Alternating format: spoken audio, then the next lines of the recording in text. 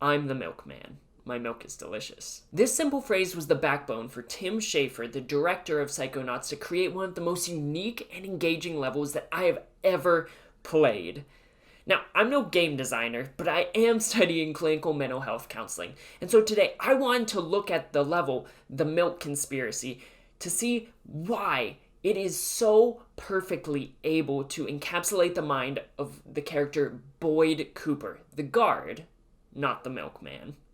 So if you like this kind of content, you want to see more of it coming from this channel, make sure to like the video, subscribe to the channel, and why not even ring that notification bell so you never miss another upload. But with all of that out of the way, let's just jump into it. When we meet Boyd Cooper, he's standing guard at the asylum that we need to get into, just rambling incoherently that he doesn't have the key.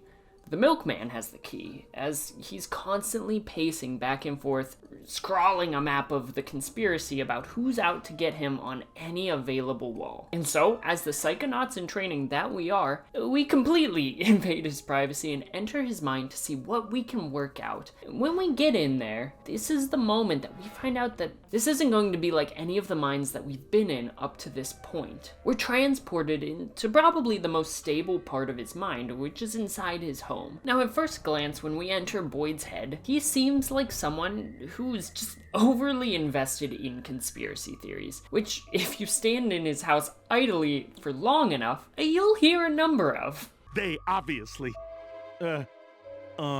sold their soul to the 5 richest families in the country. To keep down the water supply. But they can't hide that they, do this horrible thing, but in conjunction with who or whom? And while being trapped in his small home at first is disconcerting due to his obsession with the milkman, having papers plastered over every wall and ashtrays littering the floor, it's not until we exit for the first time that we see that we're about to explore a severe psychosis, which, if you're not aware, a psychosis is defined by the American Psychological Association as being an abnormal mental state involving significant problems with reality testing, or the ability to distinguish real life from fantasy. It's characterized by serious impairments or disruptions in the most fundamental higher brain functions, such as perception, cognition, and cognitive processing, and emotions or affect, as manifested in behavioral phenomena such as delusions, hallucinations, and significantly disorganized speech. So just seeing how his mental world is organized outside of that home base gives us so much context as to why he's acting the way he was in the real world. Because it's not until you actually start exploring this 50s suburban neighborhood with the deceivingly vibrant and upbeat color scheme that you see how distorted his mind has become. Everywhere you turn, you see someone watching you, whether it's G-men pretending to be civilians, people hiding in trash cans or mailboxes, satellites everywhere, and cameras popping out of squirrels, bushes, fire hydrants, and anywhere you could really think of, constantly taking pictures of you with helicopters flying overhead. Even though there aren't enemies coming at you like in previous mental worlds we've seen, you as the player are still able to feel the constant sense of foreboding and the intense paranoia that's plaguing Boyd. It's interesting because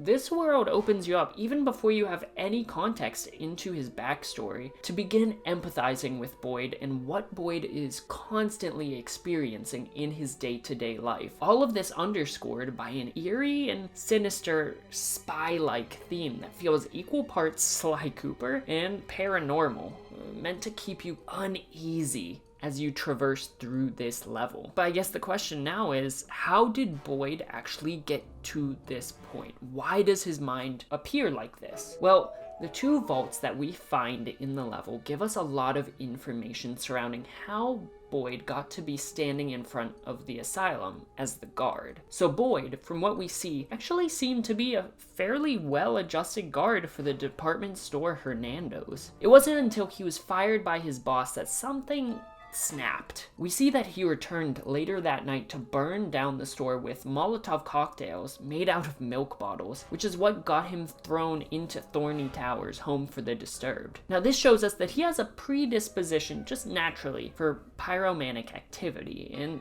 severe self-restraint issues. And while in the asylum, this is when he meets Coach Oleander, who hypnotizes him and imbues the personality of the Milkman into his subconscious, which is triggered to burn down the asylum if someone begins prying too much into his mental world. And all of this background information provides us so much context regarding why the world operates like it does. As you progress through the level, it's framed as a mystery as you try to discover what happened to this mysterious Milkman and how he died. And as you set out, you realize that the world doesn't make much sense at all. It's broken, heavily distorted, and dangerous. While in worlds like Sasha's, you really have no risk of falling to your death.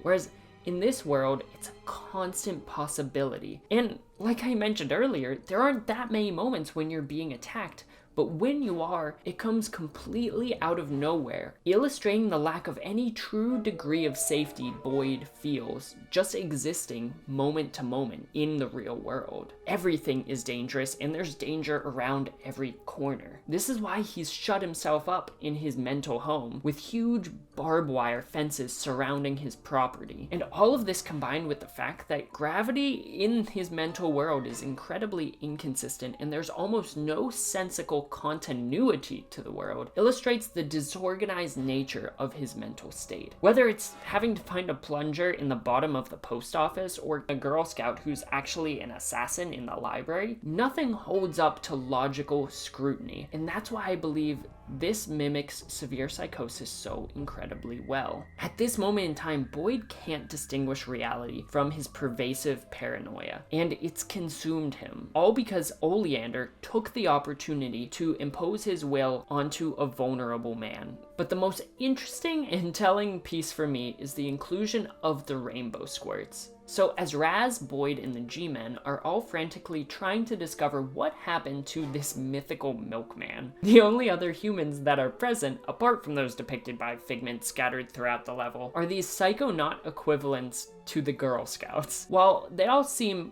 pleasantly unassuming throughout the level, as time goes on, we slowly begin seeing that they are the sinister forces in Boyd's mind. When we finally enter their home, we discover that this is the core of the distortion, because once we enter, the G-Men and the sensors, which we haven't seen up to this point, begin raiding the house. Now, the sensors in Psychonauts are particularly interesting because it's their job to roam through your psyche looking for things that just don't belong.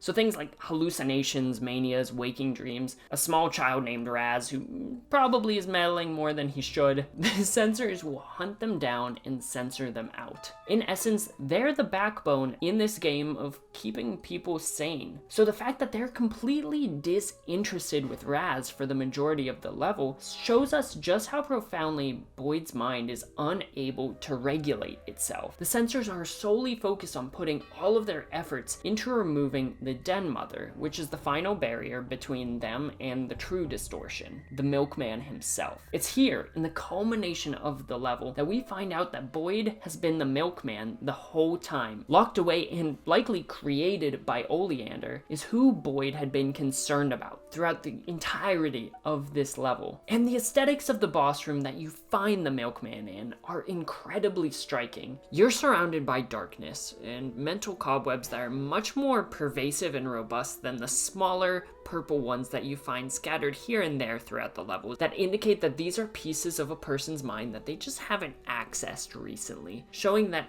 where the Milkman is lying and where the Den Mother is protecting him is somewhere that Boyd has not, to any real capacity, probably ever explored. And as you battle on top of the Milkman, whose dazzlingly bright resting place contrasts the rest of the arena, almost illustrating that he is the prize that we've been looking for this whole time and that we must free to regain the sanity of Boyd. And so once we're able to defeat the Den Mother, free the Milkman, and we're thrust out of his mind, Boyd does let us through the asylum gates. We won. Great.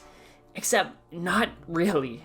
because he starts setting off on his mission as the Milkman to burn down the asylum as instructed by Oleander. I absolutely adore this, because this shows us without a doubt that our actions did not help Boyd. If anything, we triggered a response in him that took away his free will in favor of Oleander's. This is a necessary step in the game, but it makes me wonder whether or not a more experienced Psychonaut like Sasha 9 would have been able to disarm this Milkman persona, preventing Boyd from ever going on this predetermined rampage set up by Oleander. It shows us that playing around with someone's mind can have consequences that you may not anticipate. Boyd isn't the Milkman. He's the guard. The Milkman was planted in him and is a failsafe from Oleander that we triggered. And if you go back into his mind after you complete the level, you see that the sensors are constantly attacking the Milkman as he burns them alive, showing that this is the root of the delusion and that this is what needs to be prioritized to be removed in order to protect Boyd. The sensors are almost acting like white blood cells attacking a foreign bacteria in this moment. As a counseling student, this struck me immediately, because while a counselor won't dive into a client's head like Raz does, if a counselor imposes their will on a client or is incredibly unethical or manipulative in their practice, it could do some lasting damage that could have some lasting ramifications on whomever they were working with. Which is why I'm so glad that in the field of mental health, there are countless ethical and legal protections available for clients to prevent this sort of awful malpractice as best as possible. And that accounts for anyone working in the mental health field in general, that being social work, psychiatry, psychology, or anything else. While ultimately,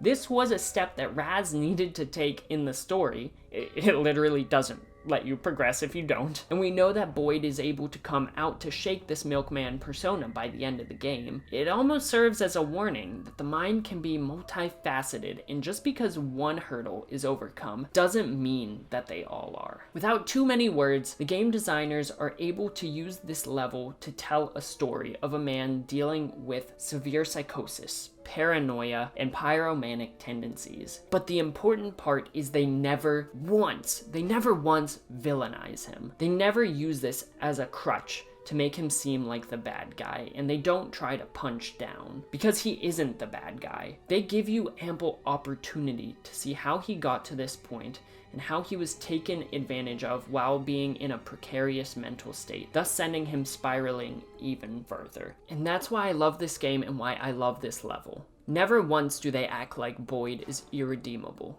because he's not. He is a subject to his circumstance. Tim Shafer and the rest of the Double Fine team were able to create an experience for us to progress through that not only uses level design to develop a character more than any exposition ever could, but also to subtly show us that our actions throughout the course of the game are not without their consequences. And when dealing with mental health, there is so much more to it than just what you see on the surface. But that'll do it for today's video, guys, and I want to pass the question off to you. How do you think that this level was able to encapsulate Boyd Cooper's mental state in Psychonauts? Leave your thoughts in the comment section down below, and while you're down there, why not liking this video, why not subscribing to the channel, and why not even ringing that notification bell so you never miss another upload. And why not even sharing this video wherever you like sharing things, whether that's Twitter, Discord, or WhatsApp. I'd really appreciate it. And as always, I hope you have a fantastic rest of your day, a fantastic rest of your week, and why not even a fantastic rest of your month. And I will see you in the next video. Later.